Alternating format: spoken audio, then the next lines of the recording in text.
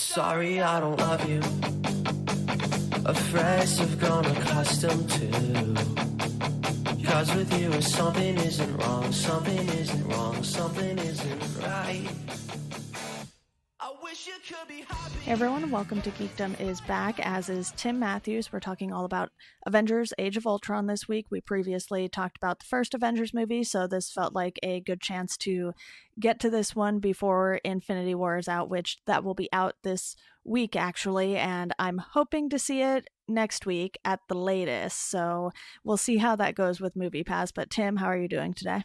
I'm doing well. How are you? Doing well too. You mentioned before that you seem to like this movie more than most people, and when I was rewatching it, some of the things I still really didn't like, and we'll dive into those specifics here in a little bit. But what is it about this movie that made you like it more than most, I guess? I feel like especially in comparison to the first Avengers, like when I was rewatching it, there's definitely they're in phase 2 at this point, but there's a definite increase in just the quality of how everything looks. The cinematography and everything, I think, is much better. I said in the previous episode with the Avengers that a decent amount of that movie, as much fun as it is, feels like a set. Even the way it's filmed felt very TV movie-like for me. Okay. Which is probably a very unique opinion out there. This one, the look of it and everything was more impressive, and I also just the way it jumps into everything, and it is, we have the luxury of, we already know who these characters are, so we can already get into the fun of them, just fighting and saving the day. But I also really just enjoyed, for me, the amount of character work in this movie. The slow parts don't really bother me. I mean, there's it's not perfect. There's definitely stuff that it definitely has its issues, but I don't know. I really enjoyed kind of, even though we still get plenty of action, but we also got a decent amount of character work that I feel is a lot stronger in this one and more interesting than the first Avengers movie. Yeah, and that first movie had the sort of awkwardness of bringing all of these characters together, and I don't mean awkwardness in the sense that the way they did it was awkward, but just the characters not knowing each other and meeting each other for the first time. It's like, that's going to be awkward no matter what, and we see that a little bit in this because we do get some new characters in Age of Ultron, but it's not the entire team. So I think the first thing I want to really dive into here is the fact that the threat and villain in this movie is something that Tony ended up creating, and this is something that Bruce Banner knew about as well, because, like in the first Avengers movie, we see a lot of those two having their geeking out moments, and while those are still enjoyable in this movie, they have a totally different impact. Absolutely, yeah. I mean, it's almost like a running joke at this point in the MCU that, like, everything's always Tony's fault. I feel like in the some of the more recent ones, they've definitely pulled away from that, but at this point in the MCU, I feel like every time we had stuff with Tony, that something was his fault. But it definitely is. There's just an interesting take with it in this one, that it kind of stands out. It doesn't feel as cheap to me. Yeah. So aside from Tony sort of being the center of attention when it comes to taking the blame, I want to talk about the character development that you mentioned, and I feel like I do agree that there is a lot more of that here, and I think that's simply because for the most part we get a lot more about Hawkeye specifically, and he's been one of those characters where it's like, why is this guy here? And it's just a nice moment to sort of get to see his life, because we don't really know much about it going into this movie even, and it's one of those things where a few people knew. So obviously Natasha knew, and director Fury knew, because he's the one who set it up for Hawkeye and everything, but he takes the team to a safe house, and Nat's the only one who has any idea, one, where they're going probably, and two, that Hawkeye has a wife and about to have 3 kids. Yeah, definitely. It seems like a lot to have happened over a period of time for no one to figure it out. But yeah, I mean, I feel like the amount of Hawkeye we get in this one is definitely probably a behind the scenes reaction. I'm sure they enjoyed having like a good story to tell, but I'm also sure it was a behind the scenes reaction to the fact that I believe he was pretty vocal about being disappointed that his character kind of got shafted in the first one, being hypnotized for 70% of the movie. So it was nice to get a lot more from him. And they even, as you said, it's kind of like, well, why is he here? He's this human, with he's a really good shot, but he's got a bow and arrow. But they play around with that a lot.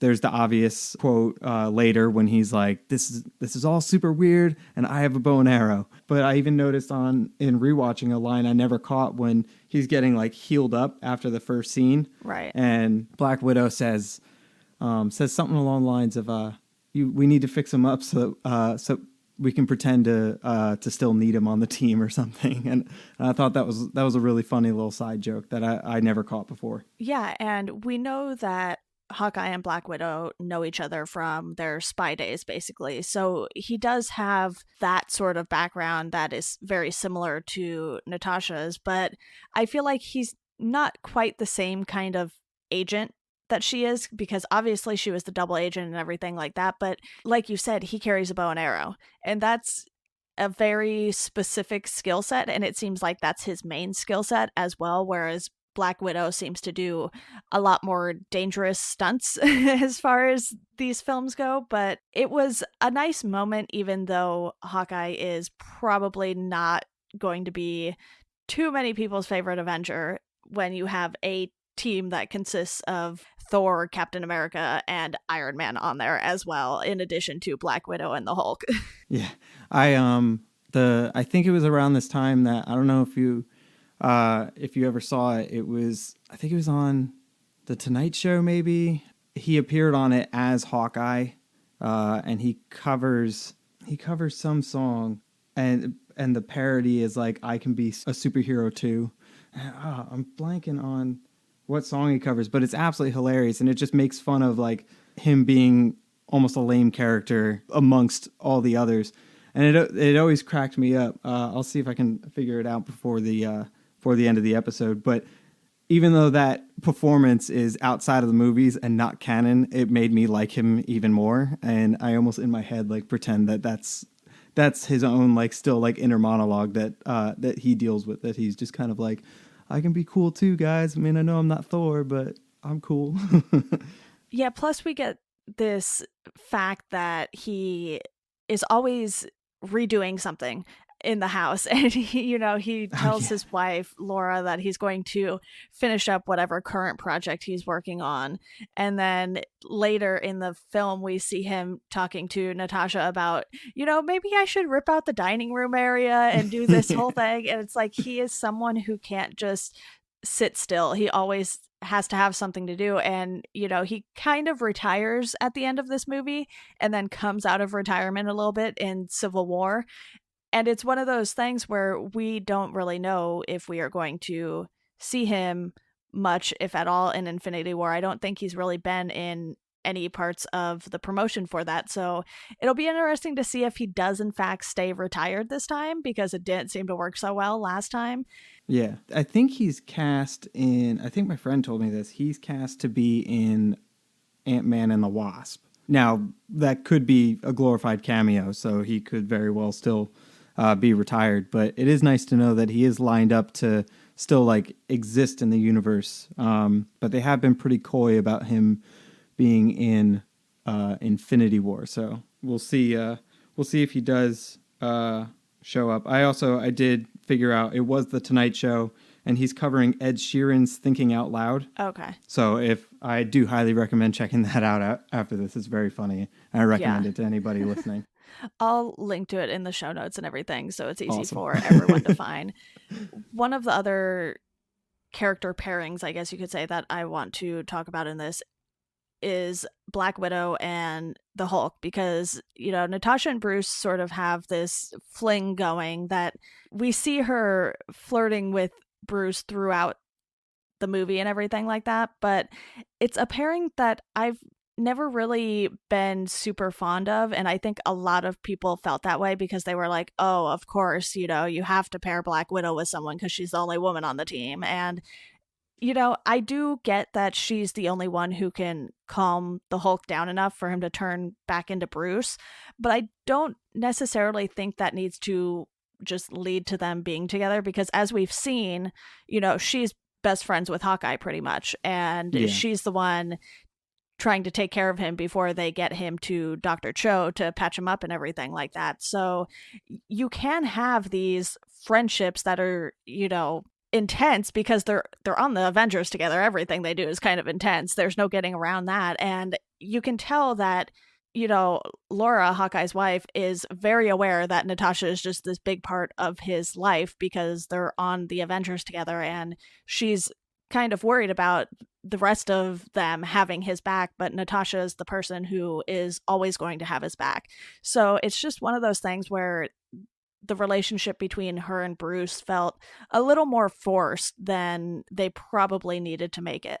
Yeah, I mean that's definitely that's, I think, one of the biggest sticking points of plots in the movie among most fans, and even myself. Even as much as I enjoy this one, their banter is obviously really enjoyable solely just because of the two actors that you have, pulling it off. That it's just they're able to work with what they're given and make it entertaining. Like at the party, he walks up to the bar and they're kind of like playing this little game. Yeah. And the way they're talking to each other is almost in that very like Humphrey Bogart style and everything. And it's fun, but it is something that it's like you could have just had them being coy and fun and maybe alluding to some sexual tension without forcing it. Like, I'm not totally against them having any feelings for each other, because it's like, if you think about how often they probably have to spend time together in these very harrowing situations, I mean, maybe something does come out of that because they don't really have too much of a life outside of it. But it definitely felt, as you said, it definitely felt forced. It was kind of like being shoved down our throats, and I think it could have at the very least been done more subtle. To be more interesting and more enjoyable. But I would say that's the weakest subplot in the movie for sure. Yeah, plus then you have them talking about running away, basically. And we know that Black Widow is not someone who's just going to run away in the middle of a mission. And we see that when she, kisses Banner and then pushes him so that he turns into the Hulk. Yeah. Because she just pushes him into this like giant hole in the ground or whatever it was. But, he's falling and he comes back up as the Hulk, and they go and finish the job. But even afterwards, when the Hulk gets on the plane and is by himself and turns off the little video call of her, it's one of those moments where he's doing this for the good of everyone else. And at the same time, you still know that Black Widow isn't really going to go after him because they still have work that needs to be done. Yeah, absolutely. I mean, when they're having the conversation about we could just run away and everything, that was something that felt really out of character. Maybe not for the two of them, because I do feel like, especially in this movie, Bruce really struggles with people still seeing him as a monster and not being able to control it. As we see when he does get Scarlet Witched, that I think there's a line they said, like, the whole world saw the Hulk for who he really is. So I feel like it's not super out of character for him, but I felt like for the two of them, for sure. And that's why I really do enjoy that one scene where she kind of like, where she calls back to the conversation just to trick him into being like, all right, you got to be the Hulk now, because I know you don't want to do it, so I'm just going to force you into it. And that it was a nice little fun moment on how she gets that done. Yeah, so I want to bring up the new characters now here because we have Wanda, Pietro, and Vision, technically, even though he's Hmm. not really an actual person, but he is a character, so to speak. And Wanda and Pietro are twins, and they give them a little bit of a different origin story in this because in the comics, we all know they're tied to Magneto. He is their father, but because of all the issues with the rights to certain characters and everything, that's something that Marvel couldn't really use. So instead, in this, they're experiments. And that's how they got their powers. You know, Pietro's Quicksilver and Wanda is Scarlet Witch. So she can, you know, manipulate metal and move things with her mind and everything like that, I believe. And then Quicksilver just is kind of like Marvel's version of the Flash, but not as great as the Flash. Yeah. Yeah, even when you look at the two Quicksilvers of, you know, the one that actually got to be in the X-Men movies and the one in this movie, he's kind of like the lackluster version. I feel like even no matter how much or what people think of the X-Men movies themselves, at least especially at the time in Days of Future Past, the way they did Quicksilver was like a really standout moment of that series, and really cool how they did it.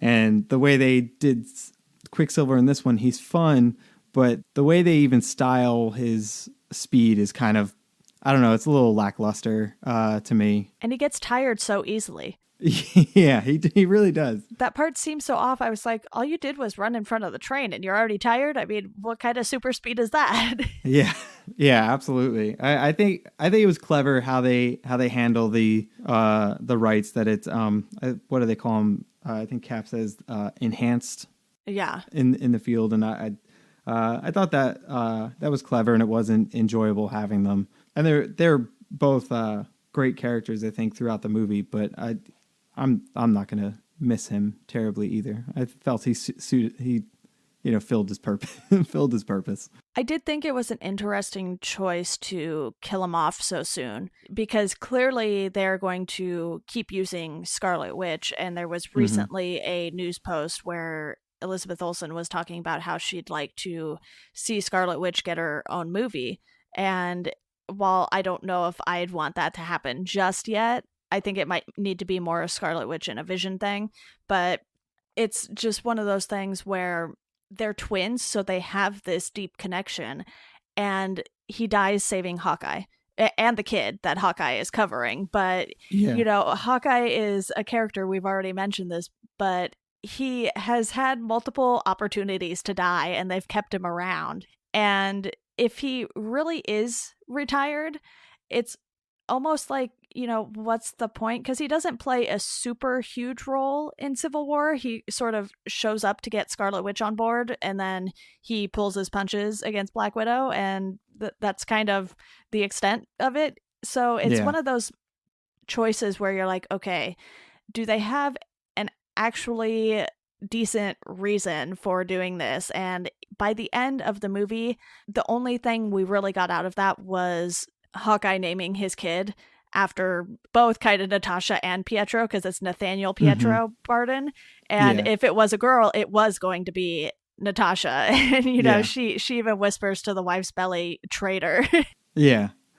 Yeah. I feel like there was probably there was probably a couple things of, well, we have a Quicksilver, Fox has a Quicksilver. You know, maybe we don't just compete having our own when we can't even, you know, make him like the real Quicksilver. I also feel like it might have been a bit of Marvel being still a little gun shy about killing off, you know, the main characters that we really started with, you know, when we first had the Avengers come together.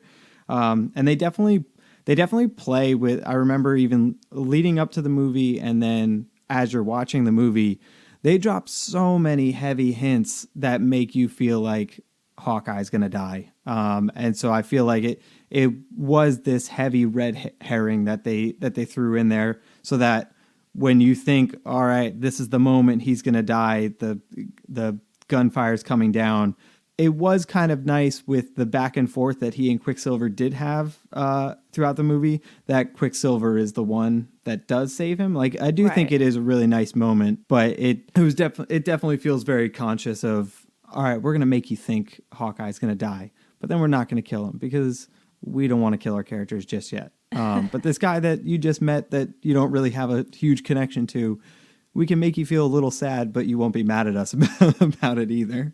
Plus, they made Hawkeye think that he was going to die, too, because he was fully prepared to do so for this kid because he was stuck and he was like the last one on the floating city. And, you know, we also get this moment that's happening at about the same time where Scarlet Witch just pulls out like the metal heart of Ultron, basically. And Vision has to go save her because she is stuck on the subway or train, whichever it was. I wasn't paying too close attention. They're basically the same thing anyway, so, you know, whatever at that point. Yeah. But Vision pulls her out, and that is how she gets to safety. So it's like we almost lost both of them after having them be introduced in this movie. But that kind of segues into talking about Vision, because Vision is a character who is created, and you could even argue that, you know, this is Tony's fault too, because he is the one who decides to take this body from Ultron that he was planning to use, or it was planning to use, whatever you prefer, and puts Jarvis in it. But when Vision is completed and up and moving around, he isn't quite just Jarvis in a body-like form.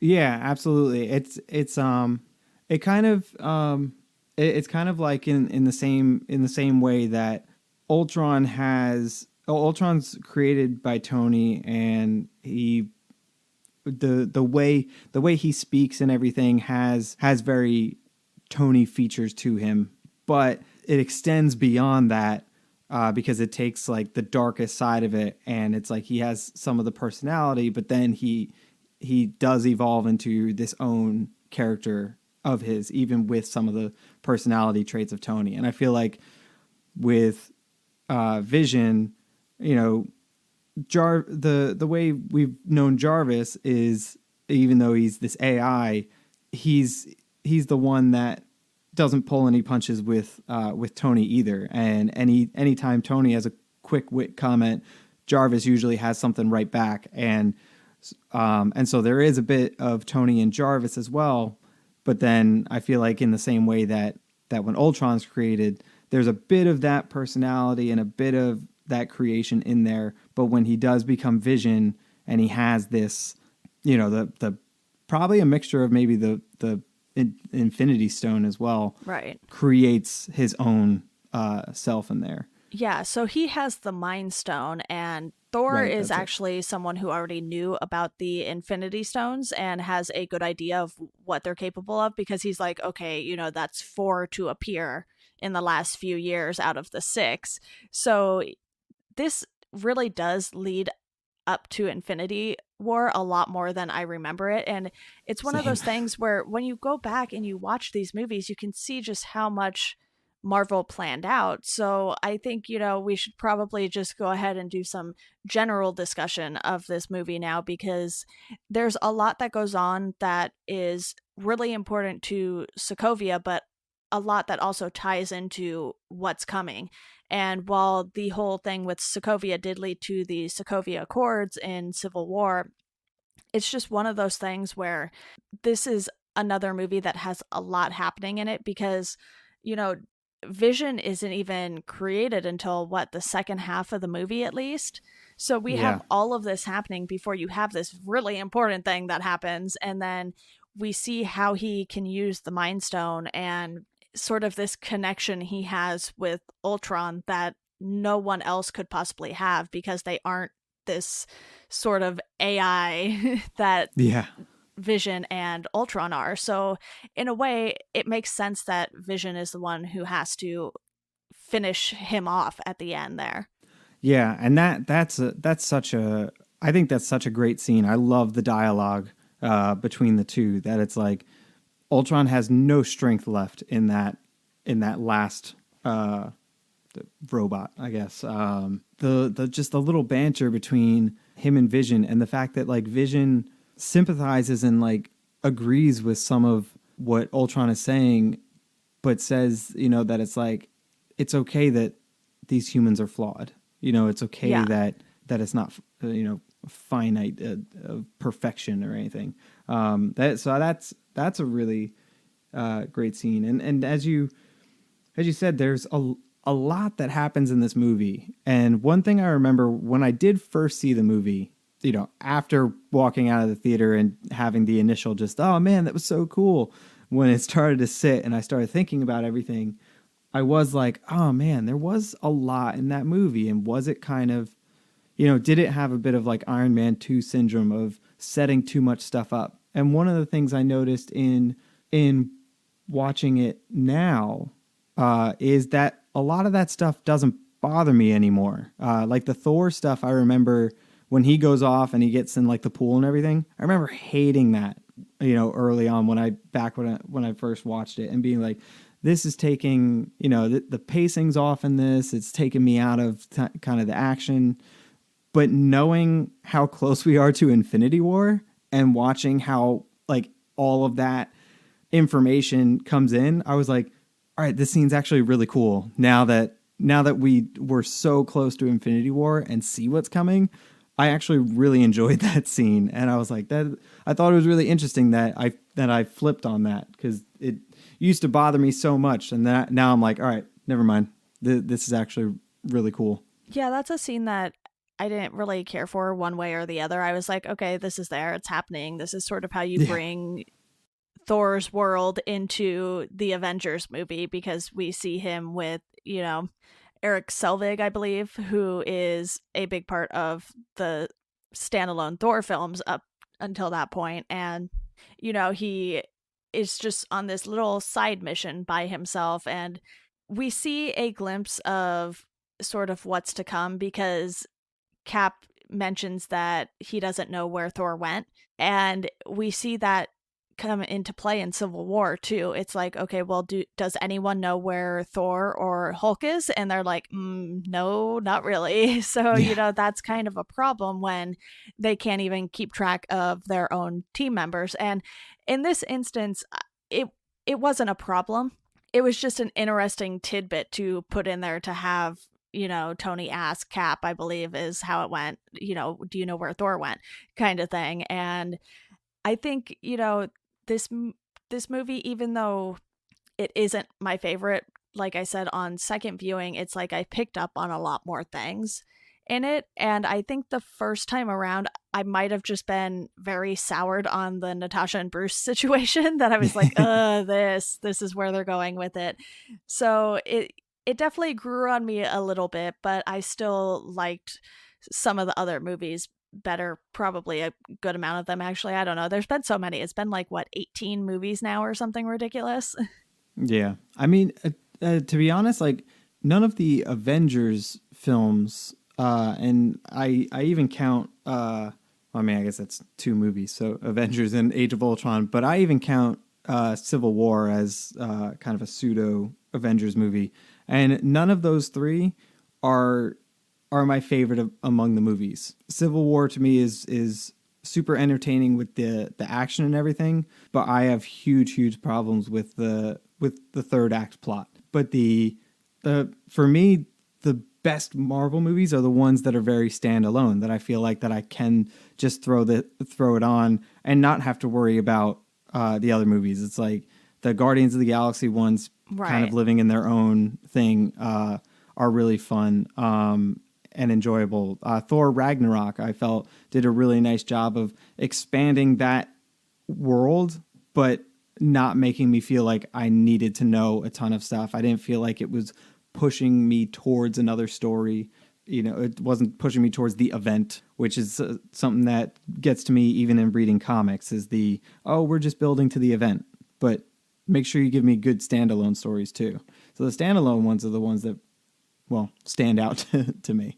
Yeah, so one thing we haven't quite touched on yet is the whole purpose behind Ultron. So Tony created Ultron to be this sort of peacekeeping system, so to speak. It was supposed to be like their kind of peacekeeping protocol, and it would help solve a lot of problems. He made a comment about Ultron sort of being like the bouncer at a club. So, if you have these alien entities attacking, they wouldn't be able to even get past Ultron and make it to Earth like they did in the first Avengers, and they were just coming out of this giant portal.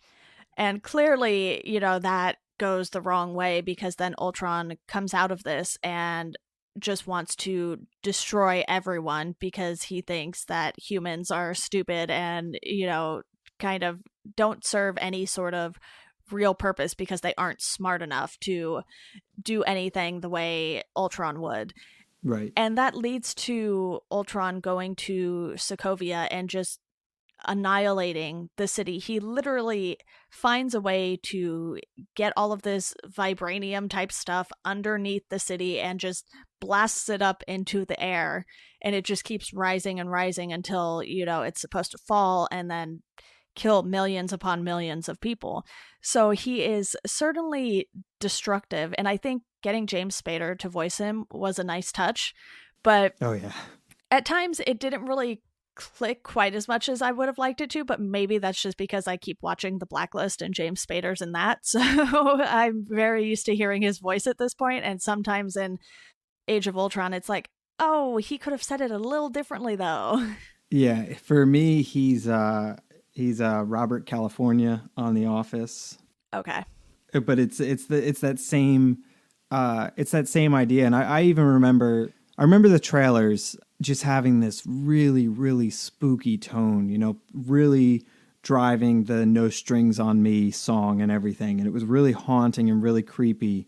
And I remember being let down by this movie at the fact that I felt Marvel pulled back on that aspect. And the times that I felt Ultron really, really, really works is when he's at his most sinister. When he first shows up at the party, they really play with some like horror film aspects with some of the Ultron stuff as he's like building up to fighting them. But when they do start outright fighting him, he gets a little, I don't know, a little too jovial for me.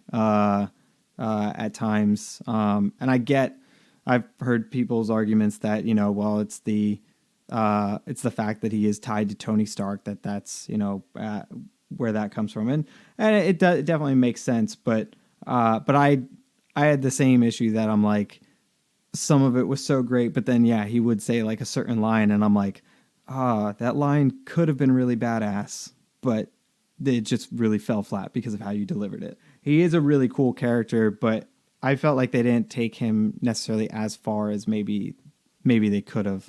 Yeah, but it was still pretty effective in my opinion. And while Ultron isn't a favorite villain by any means for me either, it was one of those things where technology got out of hand, and that is sort of the terrifying aspect of Ultron. It's not even that in his robot form he can do a lot of damage, it's more just the intelligence behind Ultron that is sort of like, oh man, I feel like this could actually be happening to us at some point in the near future. Yeah, I mean, even some like little sidelines when you're starting to learn how quickly Ultron's working and how far ahead he is, where I think in one of his like earlier forms, right before Tony kills him, he says something to him like, I'm not even here anymore. Don't worry, you'll catch up or you'll catch on. And it was just this little threat of just like, you have no idea how far ahead I'm already thinking, that it's like myself is not even in this form of me. And you're going to blow up this body, but my consciousness has already moved on and is on to the next probably like 5-6 plans to take you guys down. And so it is really, really spooky the way they do it. And in such a technological world, we even hear every once in a while where it's like some company is playing with, AI technology, and we sit there and we're just like, how many movies do we have to make before we learn this is a bad idea? Yeah, exactly. Well, Before we touch on the credit scenes, is there anything we've missed that you wanted to talk about specifically?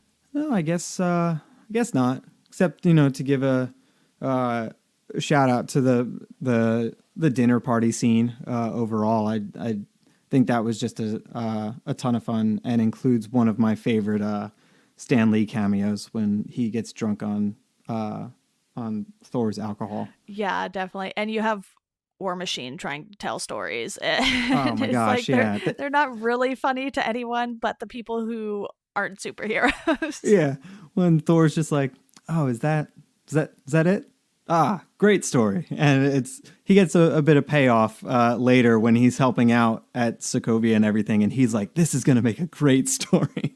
He's all excited that he'll finally have something to maybe stand up to the stories that the other Avengers tell.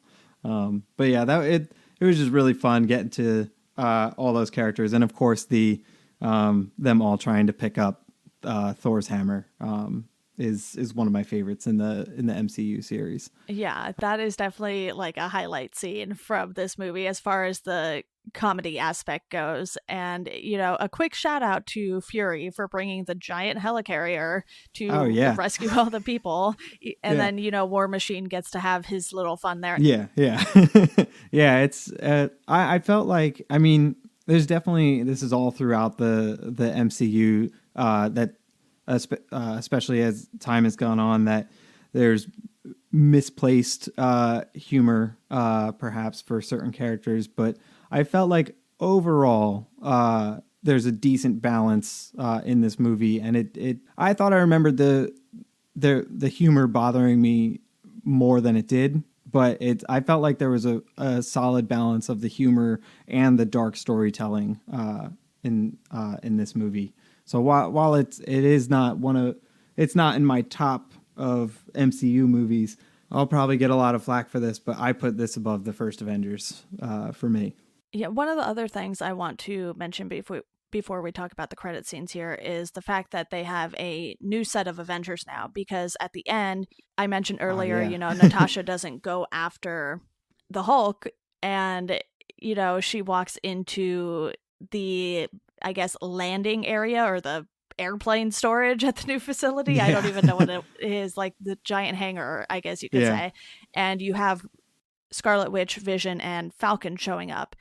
And, Cap goes to say Avengers Assemble, but it stops after the Avengers, and that's when the credits start rolling. That was a nice little touch there. And, we didn't really get to see Falcon all that much in this movie, so it's nice that they sort of just brought him into the fold at the end, because we do see him a lot more in Civil War. Yeah, we get that little bit with him where he kind of makes a joke to Cap at the party that he's like, "Oh man, it's sounds like a heck of a fight," and he's like, "If I knew it was going to be such a firefight, I would have had you there." And he's like, No. Avengers is your thing. I'm fine. He's trying to play it cool, but I think you can definitely tell when he shows up at the end there that I think he's pretty stoked to finally have gotten invited, even if he was trying to just play it cool. He doesn't want to come out and be like, "Hey, we're good friends. Can I be on the Avengers?" He's trying to play it off, but I was excited to see him at the end. It was cool to and yeah, I love that the Avengers, and then it just cuts to the credits. I remember in the theater everyone just being like, "Ah, so close," but it was great. Yeah, so for the mid-credit scene, that's when we get to see Thanos grab the Infinity Gauntlet, basically, which is the giant hand that you put all of the Infinity Stones in, and that's where he is able to wield the power for that and everything. And it was a quick scene, and then the next scene at the very end of the credits wasn't really a scene. All it did was it said the Avengers will return. And I thought that was kind of a smart move, because they already gave you this sort of big tidbit with the mid-credits scene. Absolutely. I thought it was good just laying the focus on Thanos, especially since the next official Avengers movie was going to be Infinity War. I think it was smart to just let it sit on that and not, because generally the very, very end credits one would be something super goofy. And I thought it was good to just kind of hold the tone on just the excitement of Thanos. I enjoyed seeing I had forgotten that it just says the Avengers will return. But seeing that excites me because I grew up a very, very big James Bond fan, and especially in the earlier ones, when they would know what the next book they were already going to be covering, it would say James Bond will return in Goldfinger, James Bond will return in such and such. But now they obviously don't know the titles, but they still include that James Bond will return. And I've always thought that was just a really cool, nice touch. So I enjoyed seeing that Marvel kind of pull. I think it's probably not too far to assume that they pulled from that. And so that was just a little bit of extra enjoyment for me. I was like, that's a nice touch. Yeah, well, I'd say we would do Infinity War speculation, but you and I actually already did that in the first Avengers episode, so no need to repeat ourselves here. Howard the Duck's going to win. I mean, anything is possible. Yeah, probably not that, but who knows? Howard the Duck and Jeff Goldblum. That's what I'm... A+ storyline there. Yeah, I just want a Grandmaster and who's the collector? I want like a road trip movie of the two of them. I think that would be hilarious. And then maybe Howard the Duck jumps on for like, I don't know, like half hour. Call me Marvel. I got ideas. Exactly. Well, thank you so much, Tim, for coming on again to talk about Avengers Age of Ultron. Hopefully, anytime. You and I will get to see Infinity War shortly after this goes up, maybe within the next week or two.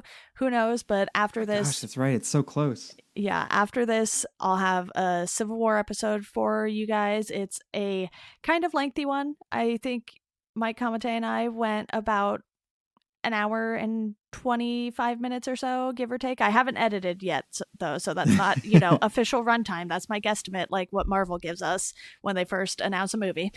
Yeah, I'm excited to hear your discussion on that one.